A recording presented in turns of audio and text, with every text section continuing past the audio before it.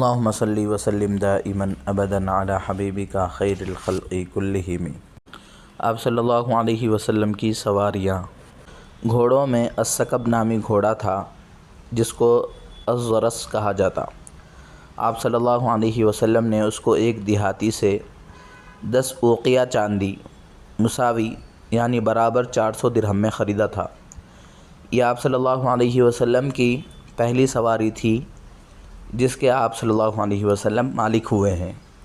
اس کے علاوہ 6 گھوڑے اور تھے جن کے عربی نام یہ ہیں: المرتجز جو طاقتور اور تیز رو گھوڑا تھا، نمبر 2 اللخیف، نمبر 3 اللزاز، نمبر 4 الضرب، نمبر 5 سبحہ، نمبر 6 الورد۔ بعض مورخین نے لکھا ہے کہ ان کے علاوہ مزید 15 گھوڑے تھے۔ گھوڑوں کی زین کے دونوں جانب میں کھجور کی چھال بھری ہوا کرتی تھی۔ آپ صلی اللہ علیہ وسلم کے ہاں سواری کے لیے خچر بھی تھے۔ ایک خچر کا نام دلدل تھا جس کو شاہ مقوقس مصری نے تحفے میں پیش کیا تھا۔ قوی تر مؤنث خچر تھا۔ دوسرا خچر فروتۃ الجزامی ایک قبیلے کا سردار نے آپ صلی اللہ علیہ وسلم کی خدمت میں پیش کیا ہے۔ ایک تیسرا خچر دمۃ الجندل کے سردار نے بھی پیش کیا ہے۔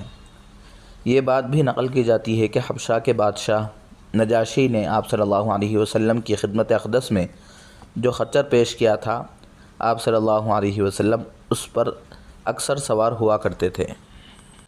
آپ صلی اللہ علیہ وسلم کے ہاں سواری کے لیے دراز گوش گدھے بھی تھے۔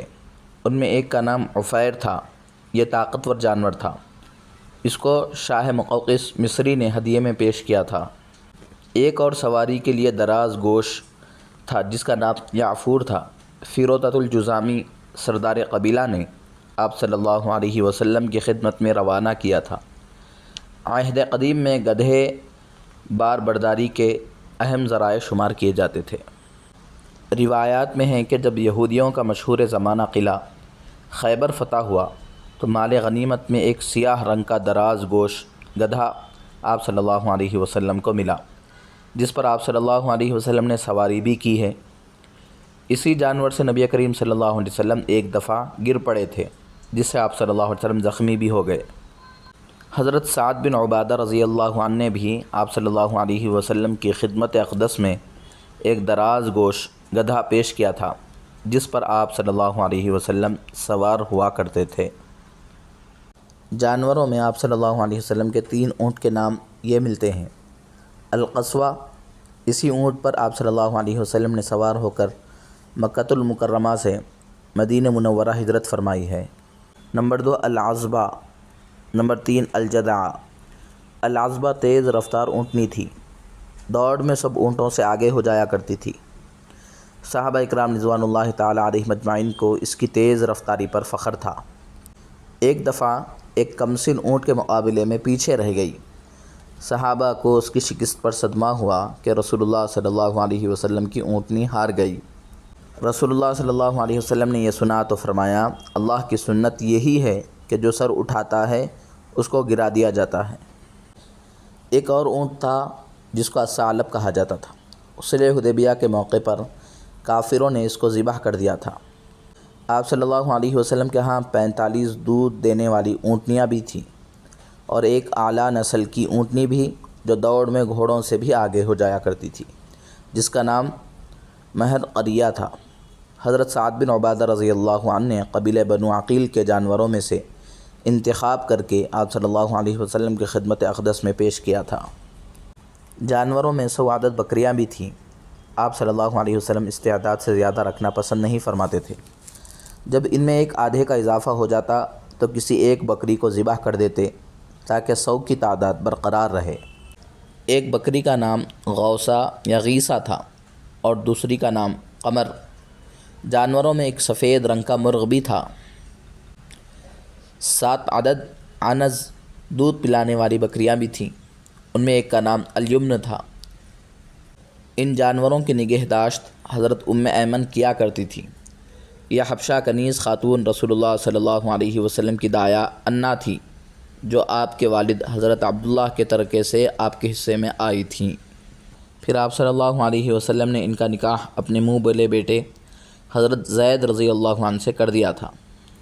انہی کے بطن سے حضرت اسامہ رضی اللہ عنہ پیدا ہوئے ہیں جو محبوب نبی کے لقب سے مشہور ہیں۔ یہ مبارک خاتون رسول اللہ صلی اللہ علیہ وسلم کی وفات طیبہ تک زندہ رہی ہیں۔ آپ صلی اللہ علیہ وسلم ان کو اپنی ماں کہہ کر پکارا کرتے تھے، اور جب انہیں دیکھتے تو فرمایا کرتے اب یہی میرے خاندان کی یادگار رہ گئی ہیں صلی اللہ علیہ وسلم۔ رسول اللہ صلی اللہ علیہ وسلم کے گھریلو ساز و سامان اور جانوروں کی مذکورہ تفصیلات پر علامہ شبلی نعمانی رحمۃ اللہ علیہ نے اپنی مشہور زمانہ کتاب سیرت النبی صلی اللہ علیہ وسلم جلد 1 صفحہ 175 پر یہ تبصرہ کرتے ہیں۔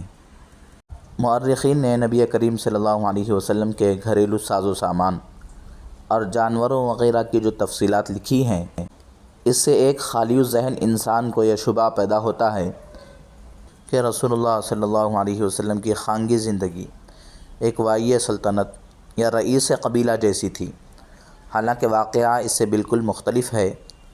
پھر لکھتے ہیں مورخ طبری نے ان تمام اشیاء و جانوروں کے نام اور حالات تفصیل سے لکھے ہیں، لیکن جب تفتیش کی جاتی ہے تو معلوم ہوتا ہے کہ جس قدر روایتیں ہیں وہ سب بلا استثناء مورخ واقدی سے ماخوذ ہیں، اور اگر وہ قابل اعتبار ہوتے تو حقیقت میں نہایت دلچسپ تھے، لیکن اس قسم کی تمام روایات کا سلسلہ سند مورخ واقدی سے آگے نہیں بڑھتا۔ مطلب یہ کہ واقدی کی حیثیت اہل علم کے ہاں ایک تاریخی طالب علم سے زیادہ نہیں، لہٰذا یہ تفصیلات کچھ زیادہ معتبر نہیں ہیں۔ علامہ شبلی نعمانی رحمۃ اللہ علیہ کے اس تبصرے پر حضرت مولانا عبد الرحمن صاحب مظاہری حیدرآبادی رحمہ اللہ یہ نقد کرتے ہیں کہ راقم الحروف کا یہ احساس ہے کہ علامہ شبلی کا یہ تبصرہ ایک ذہنی و فکری اشتباہ سے زائد نہیں۔ واقعہ یہ ہے کہ رسول اللہ صلی اللہ علیہ وسلم کی حیات طیبہ میں جہاں فقر و فاقہ اور قلت مال و منال کے بے شمار واقعات ملتے ہیں، وہاں مال و زر، حشم و خدم کے بھی واقعات ملتے ہیں۔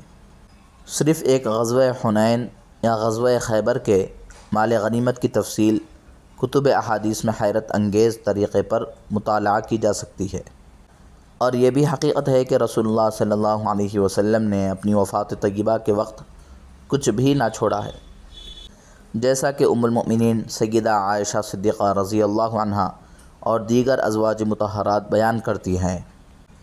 ما ترک رسول اللہ صلی اللہ علیہ وسلم دینارا ولا درہما ولا بعیرا ولا شاتا، رواہ ابو داود۔ مؤرخ واقدی ہوں یا مؤرخ طبری ہوں یا طبقات ابن سعد، ان میں سے کوئی بھی رسول اللہ صلی اللہ علیہ وسلم کے مذکورہ بالا ساز و سامان کی تفصیل کو ذخیرہ کردہ سامان کی حیثیت نہیں دیتا جو بیت النبی صلی اللہ علیہ وسلم کی زیب و زینت رہی ہوں، بلکہ حسب ضرورت و تقاضا آپ نے مذکورہ ساز و سامان اختیار فرمایا، پھر وہ تقسیم ہوتا چلا گیا، حتیٰ کہ آخری وقت کاشانہ نبوت ایسے ہی تھا جس کی تفصیل ام المؤمنین سیدہ عائشہ صدیقہ رضی اللہ عنہا اور ام المؤمنین سیدہ جویریہ رضی اللہ عنہا نے بیان کی ہیں کہ آپ صلی اللہ علیہ وسلم نے اپنی وفات شریفہ کے وقت خالی گھر چھوڑا ہے صلی اللہ علیہ وسلم۔